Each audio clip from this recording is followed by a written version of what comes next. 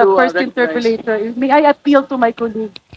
If I may be able to proceed to my line of questioning, I will pursue the line of questioning of the Honorable Edgar Erice, and I fully respect the context of the statements of the Honorable Laila de Lima. With that, Mr. Chair, may I appeal that I be recognized as the Yes, first. please proceed.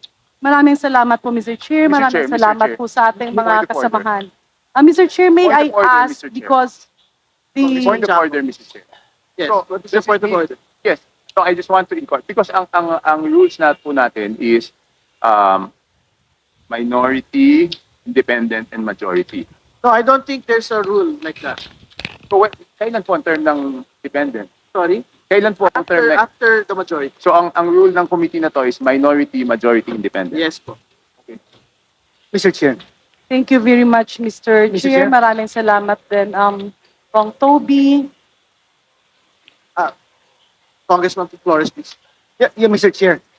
The former Secretary Bonoan is actually asking that he be excused, Mr. Chair, as there is going to be a turnover for the DPWH with the new Secretary, Mr. Yes, I understand. With the undertaking that he will come back and in the next scheduled hearing. Just Mr. finish this Chair, interpellation, then we can precisely the reason that I want to move forward, because the subject of my interpellation will be answered by the Honorable Bonoan. Yeah, very quickly, Mr. Chair, kung pwede lang po sana. I only have 5 minutes. If we do allow that, Mr. Chair, then we would have to allow everyone to ask questions to Secretary Bonoan. But Secretary Bonoan is time bound, no? So we just let her finish, then Secretary Bonoan can basically go. Maraming salamat, sir. Maraming salamat, Kong Flores. So, Mr. Chair, kanina nga, may mga natanong si Sec Laila, may mga tanong si Kong Erice. May I ask from the Secretary of the Department of Public Works and Highways, the former Secretary, can you give us a very brief flow of how projects are listed in the National Expenditure Program? Your Honor, the process is starts from engineering districts, consultation with various sectors. Point of order, Mr. Chair. Sorry to interrupt. Hindi po kaya nabanggit na po ni Secretary Bonoan yung tanong po ni Congresswoman Garin sa pagtatanong po ni Congressman Erice. This is just a duplication of the question propounded by Congressman Erice. But I think we have to give her the honor of asking the question. Even if it's a repetition of what was asked Mr. Chair, earlier. what rule did my question violate? May I appeal to our colleagues? Magrespetuhan tayo. Kung tiyempo nyo naman, pwede kayong magtanong. I gave that preliminary question because I'm moving to the next question. This is a point of order po. What law Yeah, did I violate in asking a question, Mr. Chair? Hindi na po ba ako pwedeng magtanong? I'm making the Kailangan ba yung tanong ko, ipaalam ko kay Congressman Marcoleta? Binanggit ko lang po na natanong na po kasi ni Congressman Erice yung pong katanungan ng ating That's why, Mr. Mambabatas. Chair, I mentioned that my questions is in line with the question of Congressman Erice. That's why I'm setting the premise. Let's move forward, Mr. Chair. Sayang ang oras na hinihinto natin ang investigasyon na ito. If the premise was laid already, why do we have to repeat it?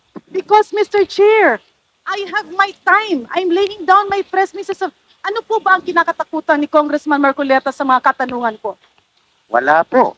Then Wala let me po. proceed, Mr. Gusto po Chair. natin It's my mag-move time. forward. The chair will rule. Kailangan The chair will rule, itirin please. po natin ang oras. Di po ba? Oras ko po ang kinakain ng mga tanong ko. And Mr. Chair, may I move that my time be sent back to point zero. Yes, let the Deputy Speaker proceed. Thank you. The chair has ruled. So thank you very much, Mr. Chair. Balik po ako sa zero at magsimula po ang aking 5 minuto. So Secretary, ulitin ko lang po yung tanong para po madugtong ko. Paano po ba nagsisimula ang paglista ng mga proyekto sa NEP? Sa NEP po muna tayo. Sa NEP po ay nagsisimula po dun sa mga engineering district namin to consolidate their proposals from all sectors for the projects that have to be considered in the budget that has been allocated per engineering district, Your Honor. And consultation with various sectors, as I said, this has to go through development councils, the provincial development councils, and this will have to be elevated actually to the regional development council, where they will propose a regional budget proposal. From the regional budget proposals, this is where we have determined actually the priority that will be allocated to the NEP allocate to the allocation for each of the legislative districts. So this is where we are going to determine priority, include into the proposal. Your Honor. How about, Mr. Chair, dun sa implementation? Sino naman ang nag-oversee ng implementation sa baba? Implementation of projects dependent on the threshold authority that has been given. Let's say, for example, in the district level, Your Honor, they have the authority to implement projects up to 100 million, and up to regional offices, they have the threshold authority to implement up to 400 million euro. In other words, Mr. Chair, correct me kung tama po ba ang tinutumbok natin. Sa kasalukuyang sitwasyon, ang proposal ay nanggagaling sa baba. After several consultations, umaakyat, napupondohan, nalalagay sa budget. Pero pagdating sa implementation, ang mga proponents ay siya rin ang nag-oversee ng implementation. Tama po ba, Secretary? Ang nag-oversee na implementation, Your Honor, is would be the district. So technically, where it emanated, kung sino ang nag-propose, initially, yun din ang Yes, mag-oversee. Your Honor.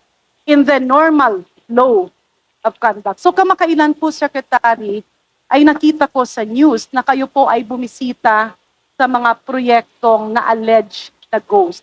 Do you confirm this, sir? Thank you, Your Honor. Pwede niyo po ba kaming i-orient kung totoo ba talagang ghost? Sangayon sa lumalabas sa balita, totoo bang substandard? And can we have the specifics of this project? Your Honor, the President mentioned actually that we have to investigate all the projects that we have furnished him, all the completed projects that we have furnished him. I immediately sent out validation team from the Department of Public Highway to do a what we call present and absent project identification. And thereafter, there has been some reports that there are projects that cannot be located. And there are projects actually. Apologies, sir. Tumbukin na lang po natin yung una yung binisita. Were these projects in Bulacan? Yes, Your Honor, meron kami. So, ghost pa? Hindi ba totoo? May project na pondohan, na kolekta, pero walang existing? Ganun po ba ang inyong nakita o hindi? What I can now hold to Your Honor is actually there are two projects that we have noted that the Kim's Cross project. Ibig sabihin, multo ang flood control project na yun. These are projects that cannot be identified, that cannot be Were they be paid, located Mr. Secretary? in first engineering. Nabayaran po ba siya, Mr. Nabayaran Secretary? Okay. Yung dalawang project, unahin lang natin ito kasi gusto nga natin makita yung flow. Kanino po nag-emanate ang request na pondohan ang mga proyektong ito? Sang-ayon sa pagbisita ng ating Pangulo, yung dalawang project na sinasabi niyo po.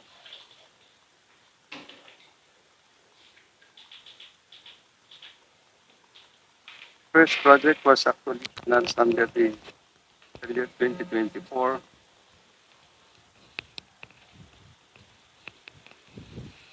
Other project is actually financed under the fiscal year 2025 euro. Ito po ba ay nanggaling sa baba? Was this proposed from the district or the regional office? Ito po ba ay pinopose ng ating district engineer at inakyat sa opisina nyo na pondohan sa NEP? Ganun po ba? Our record is just saying that from the general appropriation. So, Mr. Chair, may I move that we request the Department of Public Works and Highways, whoever is taking over, na tingnan yung flow. Una, paano ito napasok sa GAA, pumasok pa ito sa NEP, because what we are seeing here as a perennial problem, yung nag-propose ng project ay siya din ang mag-i-inspect, siya din ang magsicertify, siya din ang magsasabi na bayaran ito. Tama po ba, Secretary Bunoan? Pagsasabi ng bayaran, Your Honor, would be the implementing office that supervises. Precisely. It's the same office that you mentioned. Yung nag-propose, papunta sa central office, papunta sa DBM, at na inoon ng DBM, napunta sa budget, siya rin ang mag-i-implement, siya rin ang mag-go signal. So the power rests in a single office or a group of people. Tama po ba? Yes, Your Honor, if the project emanated from the National Expenditure Program.